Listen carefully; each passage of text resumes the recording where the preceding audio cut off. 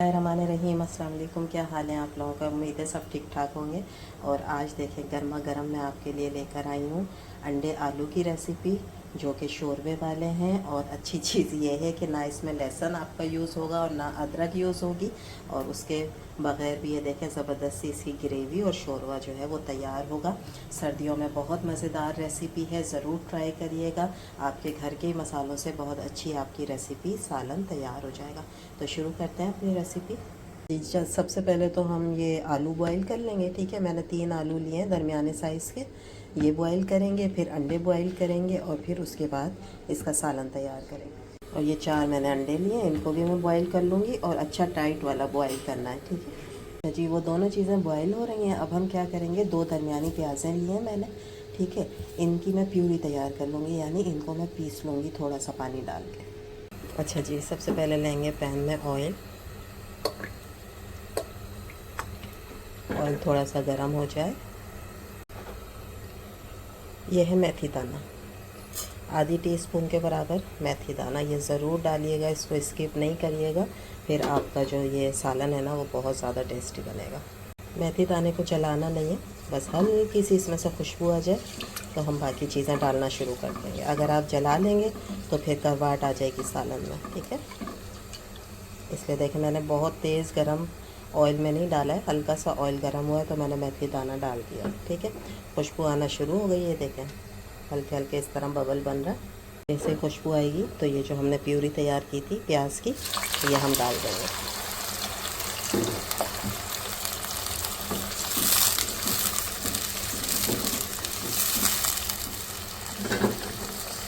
प्याज की प्यूरी के साथ ही मैं इसमें डालूँगी 1 टीस्पून के बराबर लाल मिर्च का पाउडर और आधी टीस्पून हल्दी पाउडर, नमक। तो काम है ना वो है इसकी भुनाई। ठीक है, इस प्याज की आपने ऐसी भुनाई करनी है ज़बरदस्त सी कि ऑयल बिल्कुल अलग हो जाएगा और प्याज का ना दाना बनना शुरू हो जाएगा। असल जो काम है ना वो सिर्फ यही है इस सालन में कि आपके प्याज की बहुत अच्छी भुनाई होनी चाहिए। इसका जो एक कड़वापन होता है प्याज का, एक स्मेल सी होती है, वो सब गायब हो जाए। इसीलिए मैंने दोनों मसाले भी एक साथ डाल दिए तीनों, ताकि वो इसके साथ ना अच्छे से रच बस जाएंगे मसाले भी प्याज के साथ। और अब आपने बस इसकी भुनाई करते रहना। ठीक है,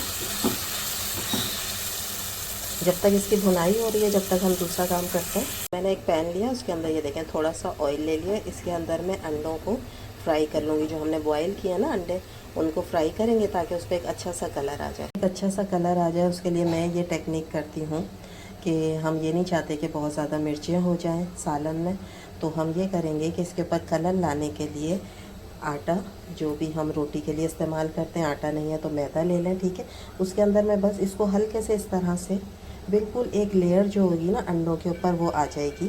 ठीक है, इस तरीके से। उससे क्या होगा, जब ये फ्राई होंगे ना तो इनका कलर बहुत ही ज़्यादा अच्छा आ जाएगा, बग़ैर मिर्च के भी बहुत अच्छा कलर आ जाएगा। ठीक है, इसी तरह सब अंडे कर लेती हूँ मैं। बहुत ही हल्की सी लेयर है। ठीक है, ये देखो जैसे बस डस्ट किया है आपने इसके ऊपर ना, ये आटा जो है इसको डस्ट कर लिया। क्या गरम, बस अब हम इसमें अंडों को फ्राई कर लेंगे।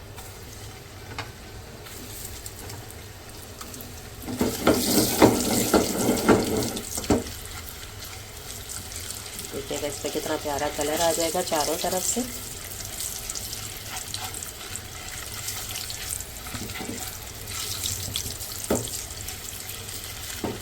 ये सब फ्राई करते हैं।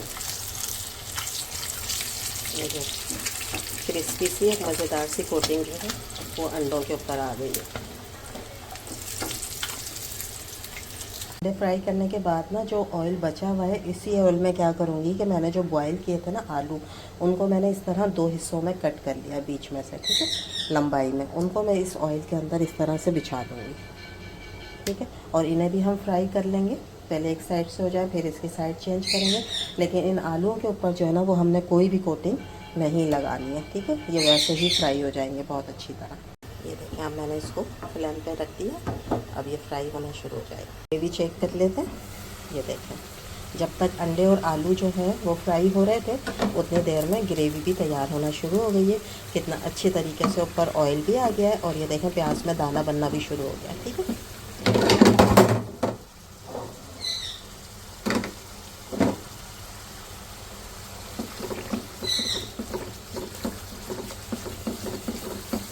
4 से 5 मिनट में इसको और भूनूँगी ताकि और मज़ेदार से खुशबू आना शुरू हो जाए। जब तक आलू भी फ्राई हो रहे हैं, ठीक है।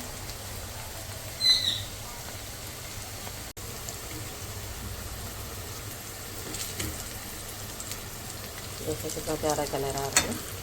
इससे क्या होगा कि सालन जो है ना वो आपका बहुत ज़्यादा मज़े का बनेगा। इसमें इसकी ये सारी फ्राइड चीज़ों की जो खुशबू है ना वो बहुत अच्छी आ जाएगी, अंडों की भी, आलूओं की भी। तुम क्यों नहीं चेंज हो रहे? बस अब ये दूसरी तरफ से भी ऐसी हल्का सा कलर आ जाए तो मैं इन्हें निकाल लूँगी। जी सालन मैंने चेक कर लिया है, तो अब इसमें बिल्कुल भी प्याज की एक जो होती है ना करवाहट सी बिल्कुल नहीं आ रही है। बहुत मज़े का चटपटा सा हमारा सालन तैयार हो रहा है। अब मैं डालूँगी इसके अंदर ये अंडे जो हमने फ्राई करके डाले हुए थे।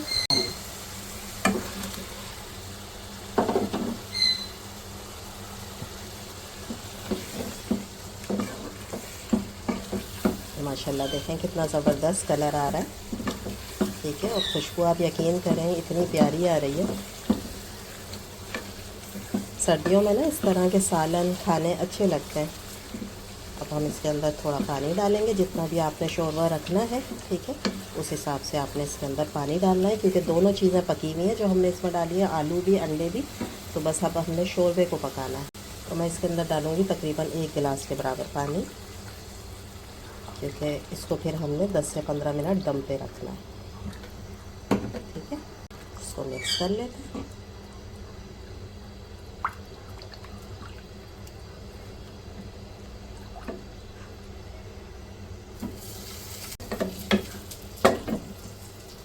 एक अच्छा सा उबाल आ जाए उसके बाद फिर मैं इसकी आंच कम कर दूंगी और इसको मैं 10 मिनट रखूंगी दम पर। तकरीबन 10 मिनट हो गए, इसको चेक कर लेते हैं, ठीक है। मज़ेदार सा जो है शोरबा तैयार हो गया, ये देखें।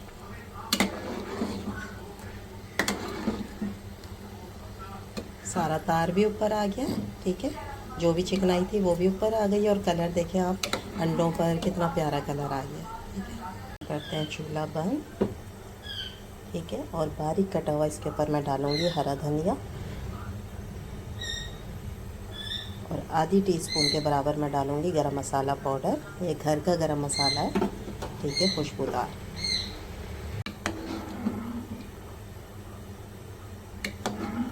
और ये हमारे तैयार हो गए ज़बरदस्त से शोरबे वाले अंडे आलू।